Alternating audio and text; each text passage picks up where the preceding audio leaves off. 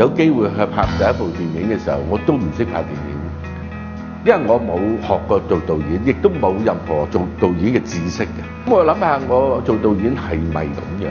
人哋要乜我做乜？喺創作電影世界裏邊咧，唔係鏡頭嘅運作咁簡單。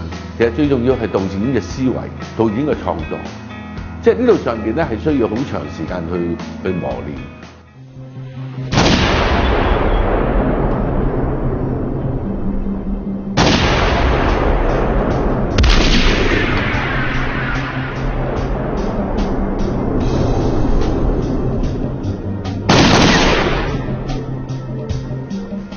其實我中意譬如黑幫嘅電影或者動作嘅電影啊，可能都會嚟自我中意金庸嘅小説。我中意有一種情義嘅感覺。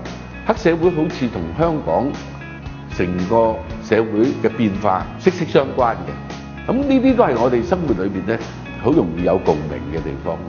第37屆金馬獎最佳導演，這是杜琪峰。槍火，恭喜杜琪峰！好多謝，首先要多謝嘅咧就係我拍檔韋家輝，第二個咧就係投資呢一部電影嘅邱福生先生，多謝。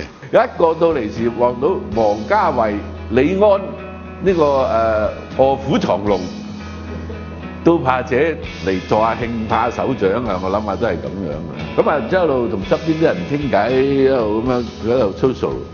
突然間我話最佳導演杜琪峰，我咦真係呆，想都冇想過能夠喺兩個大師中間就走咗我出嚟，咁都俾咗我啦，咪攞咯，驚奇啊嘛，都話驚奇，真係估唔到咯。可惜嘅時候咧就係話我以為可以攞到嗰啲攞唔到咯。跌啦！跌多啲啊！哎呀！哎呀！死啊！哎呀！金馬獎嗰個代表性咧，係代表咗華人電影，冇乜大嘅政治壓力，或者喺個政治立場去做一個影展，呢個就難能可貴嘅。金馬獎嗰個帶動咧，喺佢最高峰、最低峰嘅時候咧，都不停咁去做。我相信金馬獎咧就唔止50年啦，超過100年、200年都得。我自己會覺得就話，如果能夠一生人能夠攞到3次金馬獎，我覺得都對我做電影又已經係一個好好嘅回報啦。咁金馬獎嗰個獎，如果有機會再攞多一個咧，我覺得仲會開心啲啦嚇。